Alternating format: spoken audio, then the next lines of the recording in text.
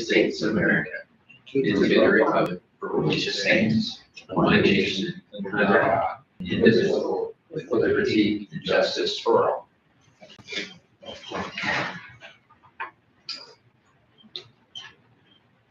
Looks like we have all members present except for Mindy Longmaker and Nikki Lynch.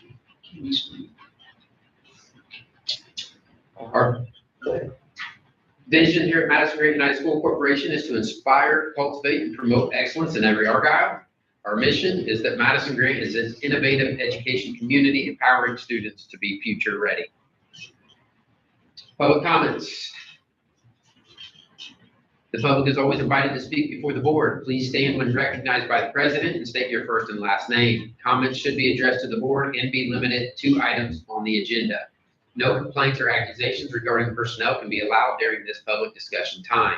A time limit of 3 minutes will be given. If more than one person is represented for a group, only one spokesperson will be heard.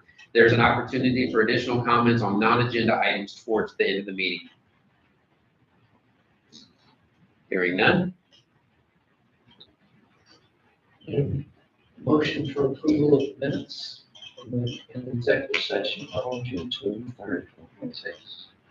First by Mr. Martin, second by Bruce Stanley. All those in favor? Motion passes. Approval of vouchers. I'll run through those for you real quick, Mr. Wybrew. So we have EFTs in the amount of $2,235,764.18.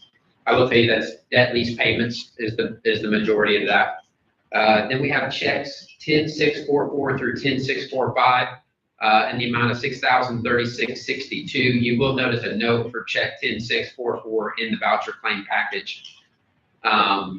And then we have a no check adjustment of $47,292.10, and that was for our audit fees. What happens there is when they send us our revenue for our tax distribution, they deduct our audit fees. But State Board of Accounts asks us to receipt in our entire amount of tax revenue and then reduce by our audit fees. So that's the reason for that no check adjustment.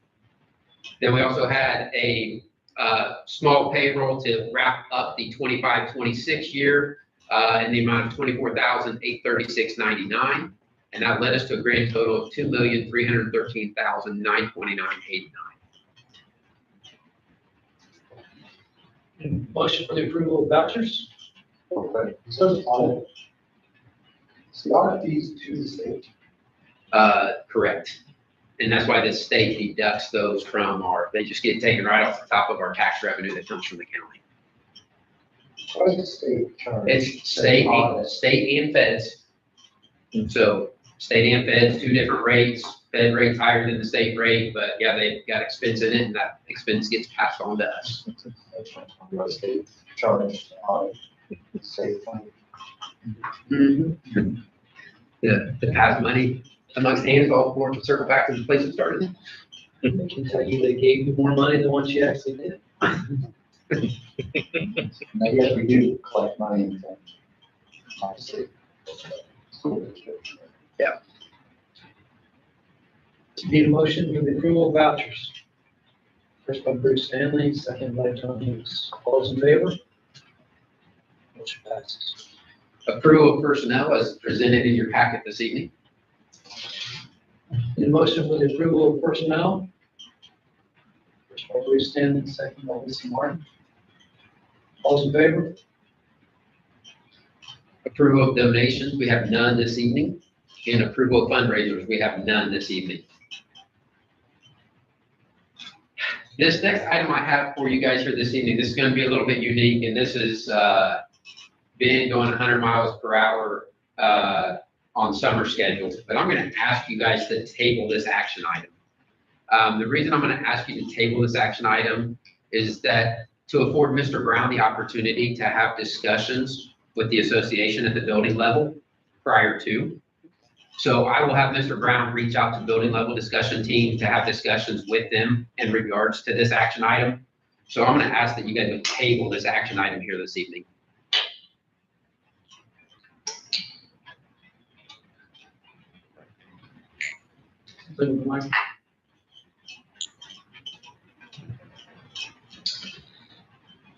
Need a motion to table the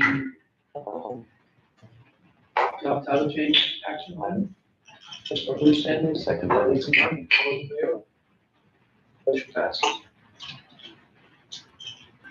All right, that brings us to superintendent's updates, and we will start with the June 2026 cash flow report. Here's why we're getting that. This one.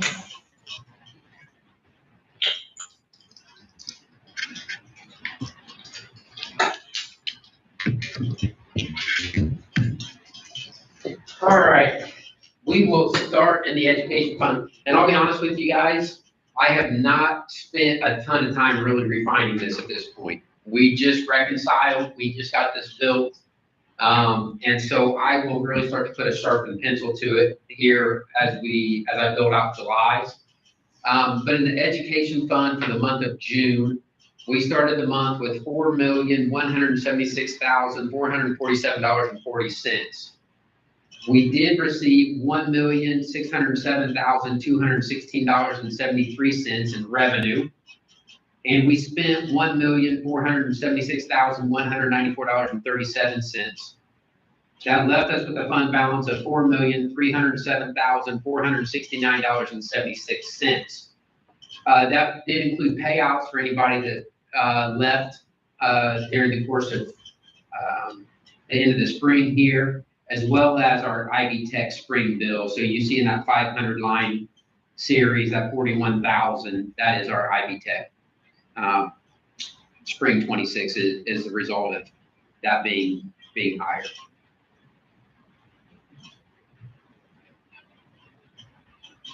We will see new funding amounts in July. That's where I really need to dial it in based upon what the state's going to pay us and what I've projected as ADM, which is reflected here. But the state gives us the ADM figures that they're going to use to begin July payments. So I'll spruce that up a little bit, but that is our ed fund cash flow for the month of June.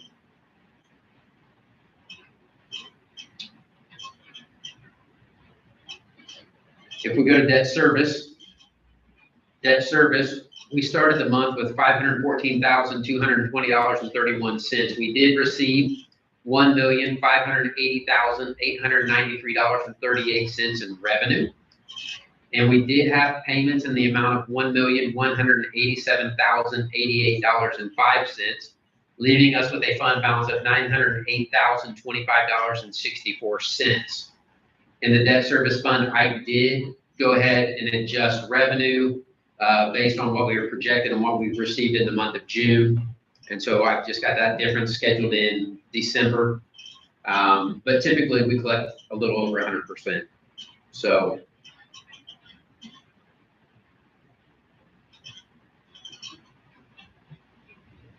and as a reminder again, this fund used to see CVET and FIT revenue, but now all of that flows to our operations fund, which you'll see in our operations fund here in a minute.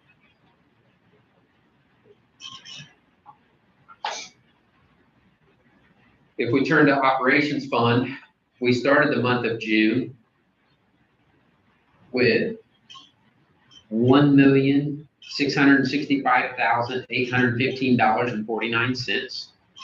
We did receive just shy of $2.3 million in revenue at $2,291,583.64.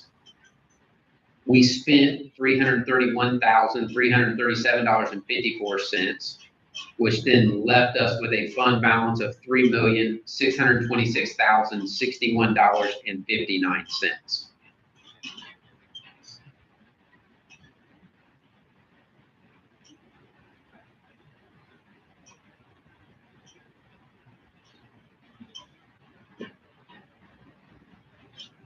Do you have any questions on operations fund at this point? So what's the biggest reason other than just you put those figures in there to placehold that July sees such a high operations expenditure over June?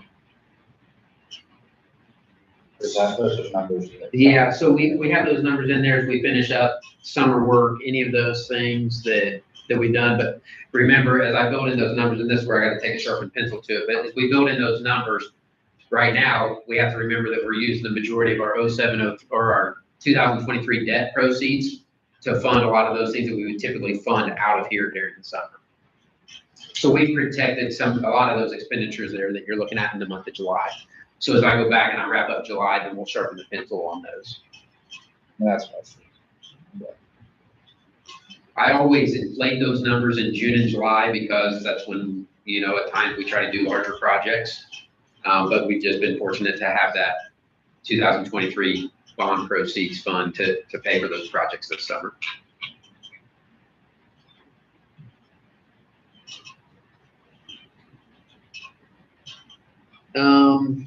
Rainy day, saw no activity, so we still have our same fund balance in there of $1,746.36. And you guys, I didn't even update the ADM because it's not relevant at this point or not accurate, so there's no update there. I do have the one pager from Policy Analytics though that I'm going to give you guys that you guys can review. As you desire, and this is something I'm actually getting ready to meet with them. I got to go back and look, I forget when, but to just talk through a few things so they can start to sharpen their pencil on this as well.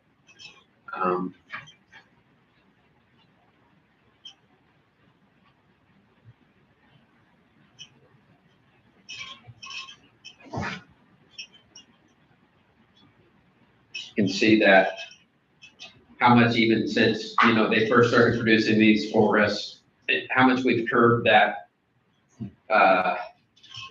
deficit heading into 2031, and we'll continue to attack that and look that over. But I am going to meet with them to really talk a little bit more in detail so that they can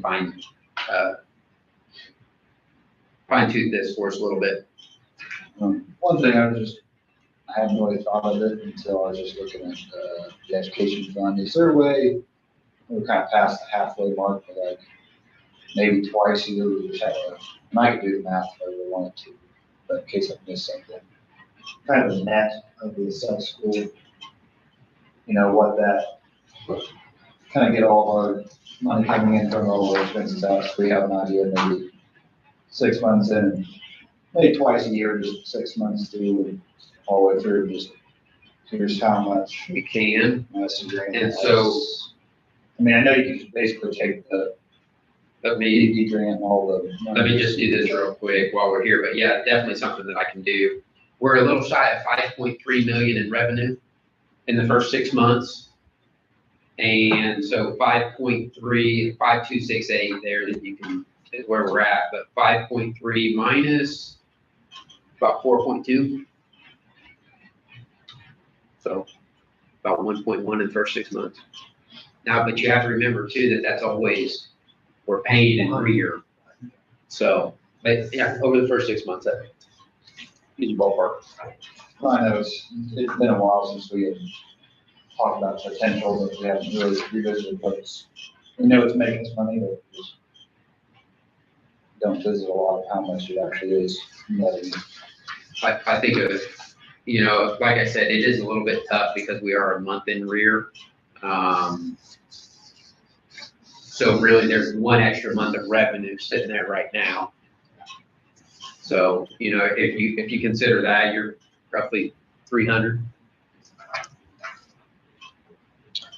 So this one pager that we got here, how often should we receive this?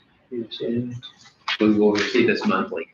So you guys will start getting this monthly. Yep.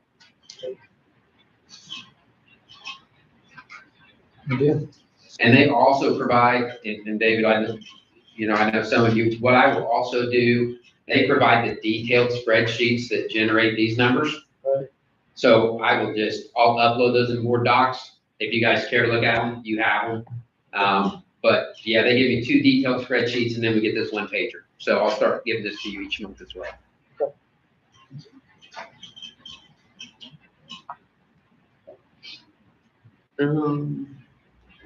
All right. So that takes care of cash flow. It's been a whirlwind. Mrs. Richards was on vacation. I took off last Thursday, Friday, and we came back and crunched yesterday and today to get a month reconciled and to get cash flow built. And her and I are both looking crooked, but it's okay. The next thing I have for you this evening is that on June 30th, every year, they're supposed to release to us our maximum levy growth quotient. So that is the percentage we are permitted to increase our levy by from one budget year to the next in our operations fund. Now, they had capped that at 4%, okay? But based upon the communication that I've received from the state budget agency and the DLGF, there was no provision to extend the MLGQ cap for 2027. And so based upon that, they go to the formula, and there's a formula that they use. And so that they have communicated that our MLGQ for 2027 will be 6%. So it's a 50% increase over where it has been the last few.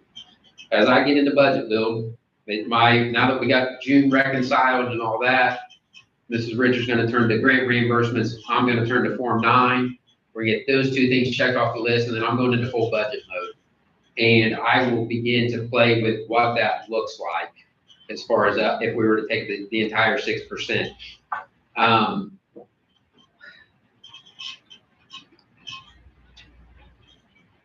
Obviously, if you take 6%, that increases a rate. Mm-hmm. If you don't take 6%, you give up those grounds not only in this year, but in all future years as well. So I'll start digging into that and really see what that looks like. I will also pull Stiefel into that conversation so they can help me start to tear that apart a little bit. Because it may be a situation where we can actually go get the full 6% in ops and take a little less in debt service because we have max fund balance in debt service. So I'll play with a couple scenarios with them and see what those impacts will be. But it was announced on June 30th that the MLGQ for 27 will be 6%. Remind me, is that?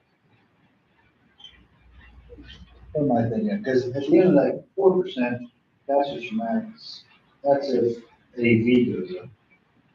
So if I levy increase, if we levied $3 million last year in our operations fund, I can only levy that plus what would have been 4% traditionally, but now will be 6%.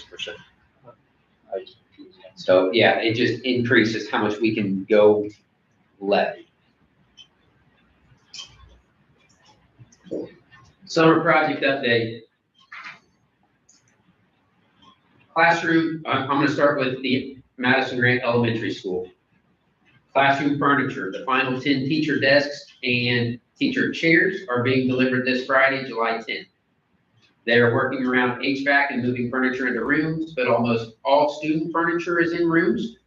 They're just waiting on these final teacher desks, and there's a few that they have to put the teacher desks in the classrooms because they're placing the cassettes for the HVAC in the ceiling right now, and they have ceiling grid torn out. But in some classrooms where they are still doing HVAC work, the student desks are stacked on top of one another, so they're not spread out right now. But that's where we are on furniture. HVAC is still tracking well. Cassettes being placed along with line sets and drain lines. They're setting the condensing units on the roof the first of next week. So that's where we are on HVAC. Parking lot, the west lot only is being resurfaced this Saturday. Signage, the signage on the electronic cabinet out in front of the building has been updated to reflect Madison-Grant Elementary School. I am also waiting on a quote from the signage company that did all of our signage on this campus because they already have our classroom room number signs and they're the ones that did our round medallions. So I'm waiting on a quote from them. Those may not be updated by the first day of school, not critical. Our classrooms are already labeled, but that would just bring consistency between our two buildings. The walls have been built in pre-K. All we have left to do there is to add a door to each of those two walls, and those spaces will be complete.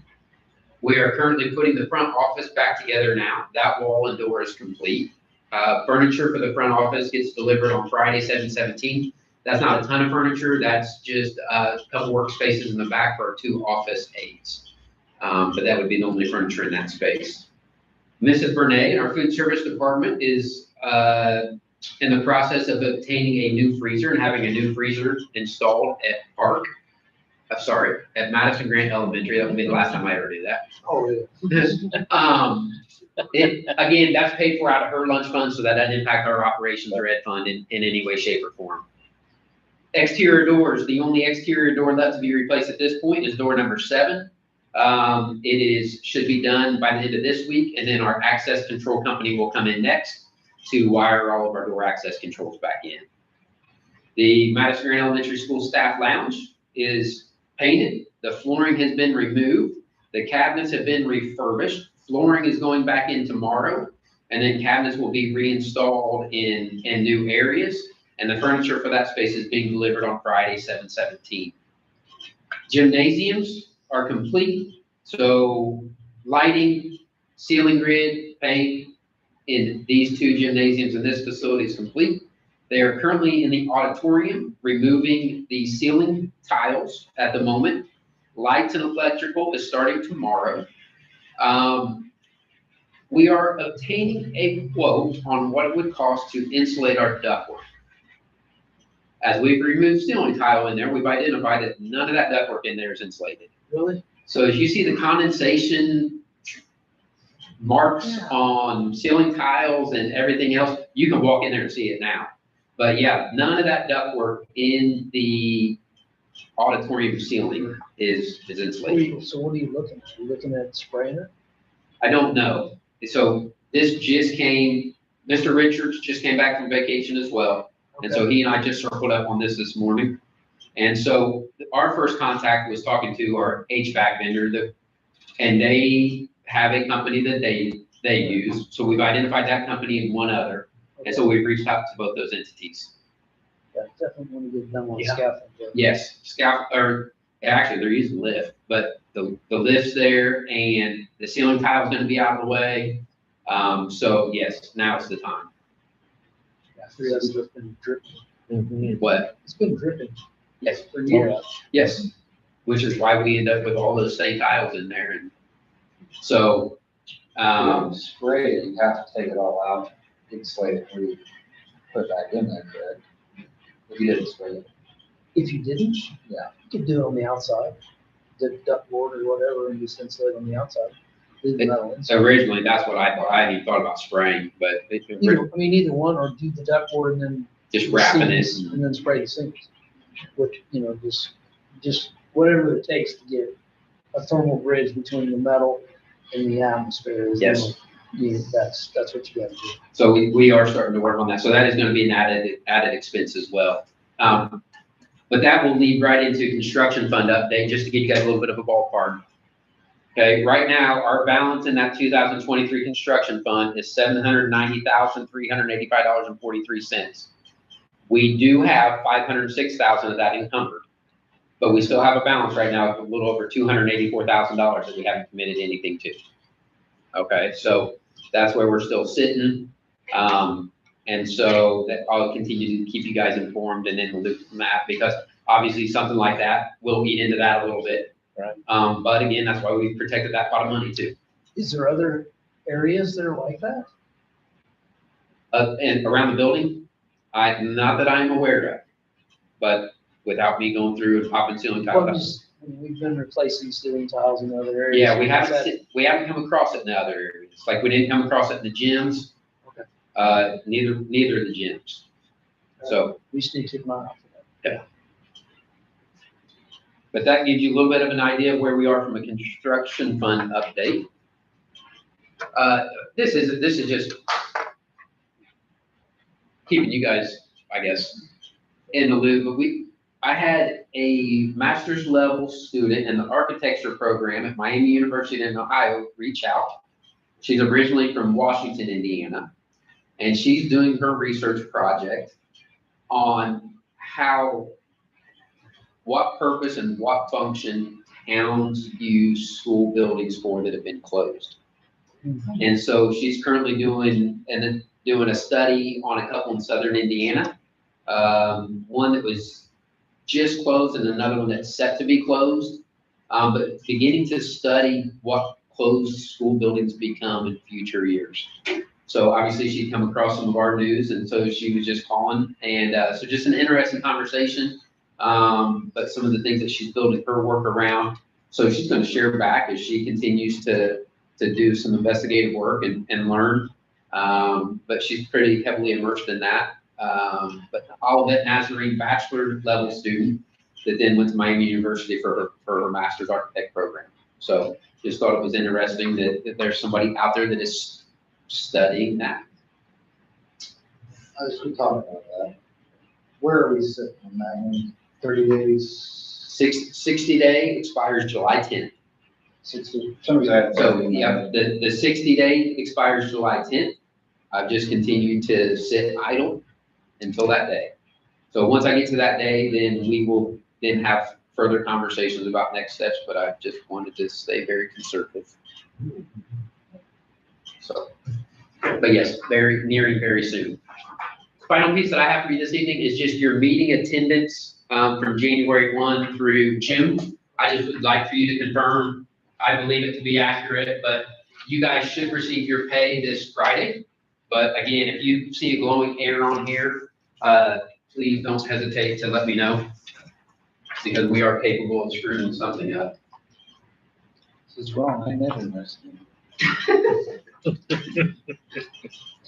Nice, good.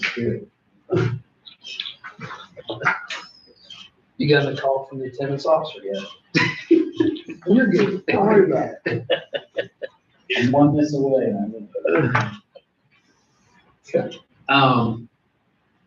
Okay, that brings us to public expressions. Again, the public's always invited to speak before the board. Please stand when recognized by the president and state your first and last name. Comments should be addressed to the board and be limited to corporation issues only. No complaints or accusations regarding personnel can be allowed during this public discussion time. A time limit of 3 minutes will be given. If more than one person is represented for a group, only one spokesperson will be heard. Hearing none. School board expressions. The Alumni Association pancake breakfast was Saturday. I don't know what the final number was, but we cooked, I'm gonna guess, 150 pancakes. It was definitely a success. It was good to see some people in. I seen a gentleman I hadn't seen in 40 years walk through the door. So it was really, it was a good thing. I have had numerous individuals reach out that were in attendance inquiring about certain items. I bet you I could probably name. But I mean, it just needs to know that people did take the time to, they did. to visit. J. Lee Smith had his second breakfast. He I think he said he kind of forgotten about it. When it was reminded, he came to eat again. Perfect. I think I was told there was over 100 people. Maybe 126, maybe stands out. Maybe. I was glad to see two other gentlemen with Blackstone grill experience. Otherwise, we'd been in trouble.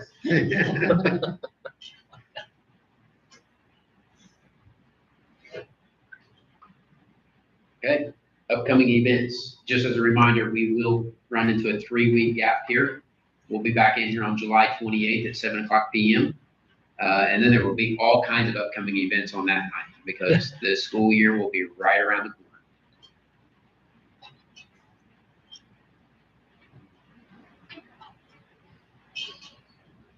corner. Bring us to adjournment. Any motion for adjournment? First by Bruce Stanley, second by Lisa Martin. All those in favor? Motion passes.